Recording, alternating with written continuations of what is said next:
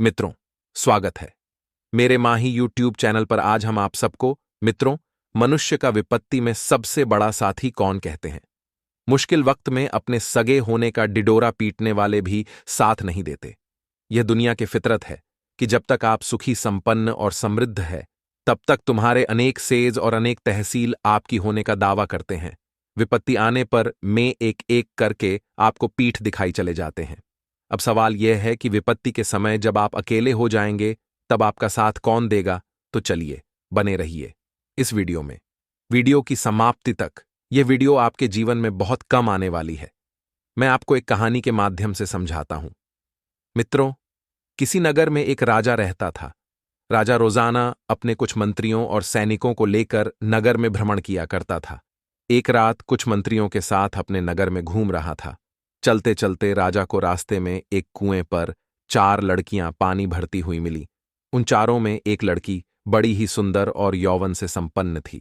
राजा उसे लड़की को देखकर उसके रूप पर लड्डू हो गया। राजा ने अपने मंत्री से कहा कि सुंदर लड़की के माता पिता और इसके मकान का पता पूछ लो। मुझे इस लड़की की अपनी रानी बनाना है। अब तो राजा वहीं से अपने राजभवन को लौट गया और राजा के मंत्री ने उसे लड़की का नाम, पता और उसके पिता का नाम पूछ लिया।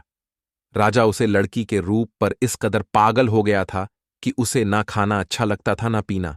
दरबार में भी उसका मन नहीं लगता था। राजा की व्याकुलता जब ज्यादा बढ़ती चली गई तो एक दिन राजा ने अपने मंत्री से कहा कि उसे लड़की के पिता के पास जाकर उसे कहो कि राजा साहब आपकी बेटी से शादी करना चाहते हैं। राजा तो इस बात को लेकर निश्चिंत था कि लड़की का पिता मेरे प्रस्ताव को ठुकरा ही नहीं सकता। आखिर राजा के साथ कौन अपनी बेटी को बहाने से मना कर देगा, क्योंकि कहते हैं राजा अपने पास रहने वाले का ही मन करता है, चाहे भले ही वह विद्याहीन हो, अकुलीन हो, असभ्य ही क्यों ना हो। इसीलिए कहा जाता है अगर मामूली आदमी भी राजा की सेवा करें तो वह भी प्रधान बन जाता है। यदि प्रधान भी राजा की सेवा छोड़ दी तो वह छोटा हो जाता है। इसीलिए एक बात और कही है, इन 5 लोगों का राजा के सिवाय दूसरा कोई आश्रय नहीं है। नंबर 1 विद्वान, नंबर 2 बड़ा बनने की इच्छा रखने वाला, नंबर 3 शिल्पी, नंबर 4 सेवा वृद्धि में चतुर, नंबर 5 पराक्रम।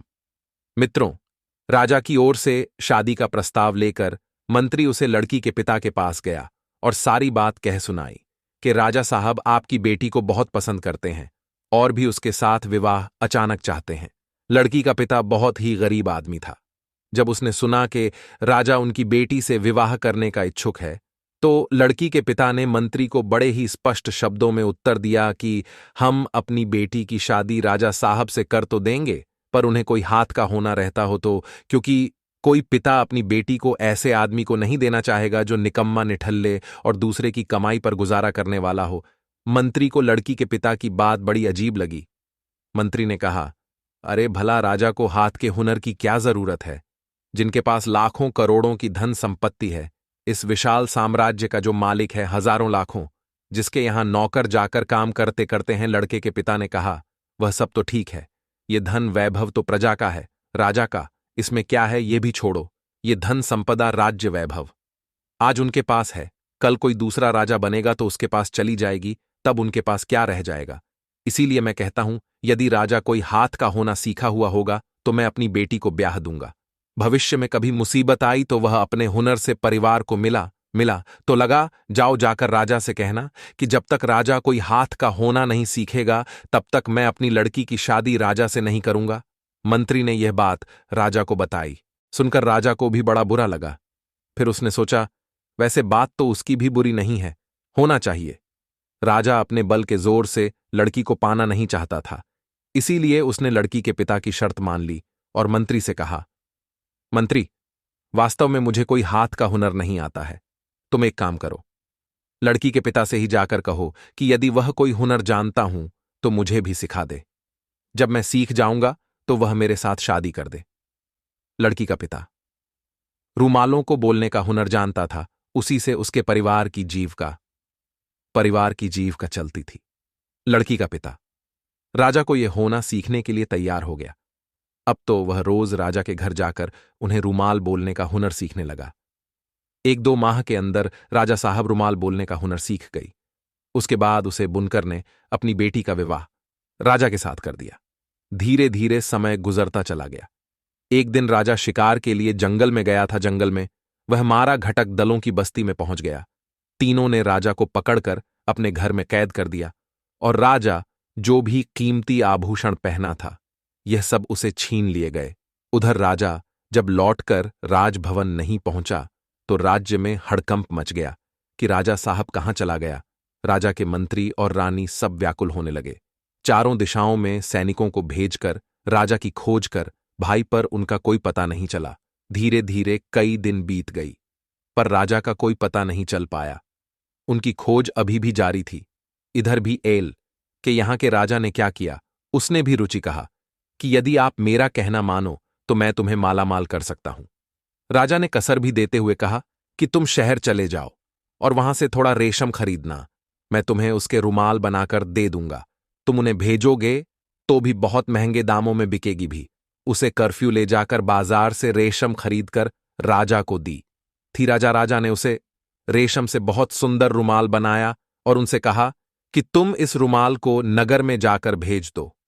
तीनों ने जब उसे रुमाल को शहर में जाकर भेजा है तो उन्हें उसे रुमाल का बहुत पैसा मिला।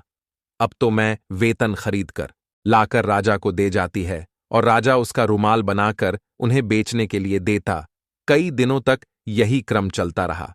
एकदम राजा ने कुछ ऐसा रुमाल बनाया जिसमें अपना सारा हाल पता लिख दिया और उनसे कहा कि देखो, यह रुमाल बड़ा ही कीमत से तुम राजा के मंत्री के पास ले जाना और इस रुमाल की कीमत स्वरूप से काम मत मांगना।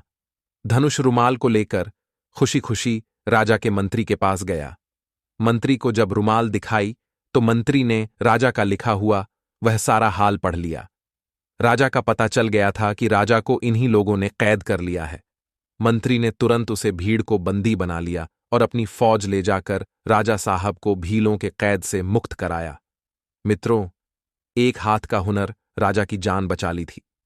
इसीलिए कहते हैं, शक्तिशाली के लिए कोई काम कठिन नहीं होता, व्यक्ति के लिए कोई लक्ष्य दूर नहीं होता, मीठे बोलने वाले के लिए कोई पराया और विद्वान के लिए कोई जगह प्रदेश नहीं होती। मनुष्य की बुद्धि और हाथ का होना इसका सबसे बड़ा साथी होता है। विपत्ति काल में भी यदि कोई साथ ना दे तो उनके द्वारा आसानी से विपत्ति से निकल सकता है। शास्त्र का मारा एक बार को बच भी सकता है, पर बुद्धिबल का मारा मूड सहित नष्ट हो जाता है।